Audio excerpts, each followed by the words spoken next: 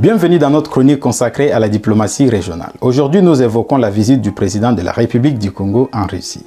Si ce n'est pas encore fait, donnez-nous la force en vous abonnant à notre chaîne YouTube et activez la cloche pour ne manquer aucune de nos prochaines vidéos. Les relations bilatérales entre le Congo-Brazzaville et la Russie sont historiquement cordiales, fondées sur des partenariats économiques et politiques solides. Ce jeudi 27 juin 2024 à Moscou, le président russe Vladimir Poutine a accueilli son homologue congolais Denis Sassou Nguesso.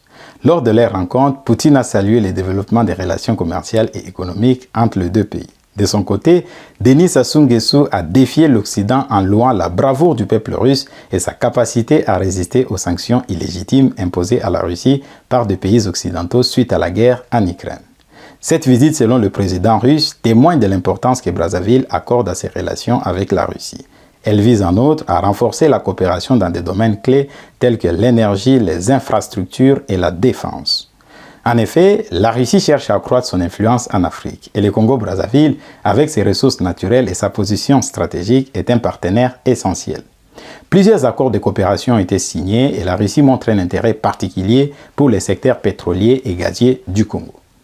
Traditionnellement, le Congo-Brazzaville fait partie de la sphère d'influence occidentale, principalement en raison de ses liens historiques avec la France et d'autres pays européens. Cependant, Sassou Nguesso a réussi à équilibrer délicatement ses relations avec l'Occident tout en renforçant son partenariat stratégique avec la Russie.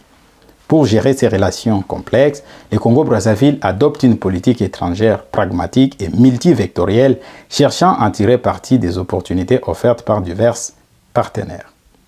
Sassou Nguesso utilise la coopération avec la Russie pour diversifier ses alliances et renforcer son influence dans l'espace mondial, tout en continuant de bénéficier du soutien économique et militaire de l'Occident. De l'autre côté du fleuve Congo, les autorités de la République démocratique du Congo hésitent encore à établir des relations stratégiques et approfondies avec la Russie pour plusieurs raisons. Premièrement, la République démocratique du Congo a des relations historiques et économiques avec des pays occidentaux, notamment les États-Unis, la Belgique et la France. Ces relations incluent des aides financières, des investissements et un soutien politique qui peuvent être compromis si Kinshasa se rapproche trop de Moscou. Deuxièmement, la République démocratique du Congo subit des pressions internationales de ses partenaires occidentaux pour maintenir une ligne diplomatique alignée à leurs intérêts. On peut néanmoins comprendre la position officielle de la République démocratique du Congo sur la guerre en Ukraine car elle fait face à une situation presque similaire. Mais ce qui est inacceptable, c'est de voir des pays occidentaux imposer des sanctions à la Russie et zéro sanction contre le Rwanda. Troisièmement, la République démocratique du Congo est confrontée à des défis internes majeurs, y compris des conflits armés.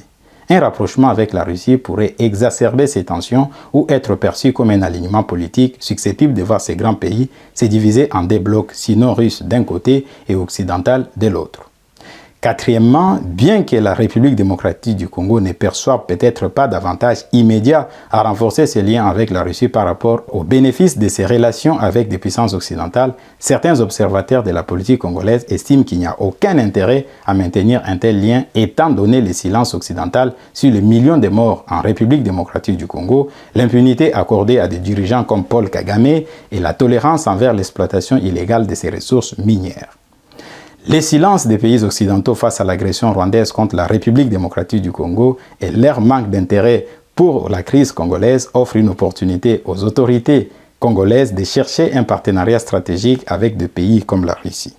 Si les intérêts occidentaux ne correspondent pas à ceux de la République démocratique du Congo, les pays pourraient devoir chercher ailleurs.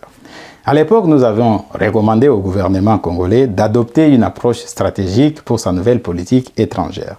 L'idée était que la République démocratique du Congo nomme des ambassadeurs dans des pays comme la Russie, la Chine, l'Inde, la Turquie, des personnes parlant la langue locale et ayant une bonne connaissance de leur culture respective. Malheureusement, nos recommandations n'ont pas été suivies, le clientélisme politique ayant pris pas sur cette approche. L'ancien ambassadeur du Congo en Russie, Fema Tungulu, avait suggéré en vain, dans son rapport de fin de mission au ministère des Affaires étrangères, d'envoyer en Russie pour la prochaine mission diplomatique au moins une personne maîtrisant la langue russe et ayant une connaissance approfondie du pays, comme le font plusieurs pays africains en nommant leurs anciens étudiants en Russie comme ambassadeurs. Adopter cette approche aurait renforcé non seulement les relations bilatérales, mais aussi assuré une représentation plus efficace et stratégique des intérêts congolais. Les relations bilatérales entre le Congo-Brazzaville et la Russie sont solides et en croissance, reflétant un partenariat stratégique dans plusieurs secteurs clés. Le président Sassou a su naviguer adroitement entre Moscou et l'Occident, utilisant ces relations pour renforcer la position de son pays.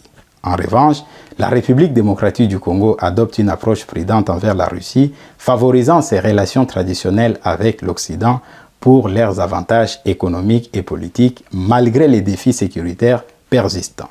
Cependant, les désintérêts occidentaux pour la crise congolaise pourraient ouvrir la voie à des partenariats stratégiques avec des puissances comme la Russie, assurant ainsi une défense nationale plus équilibrée et robuste.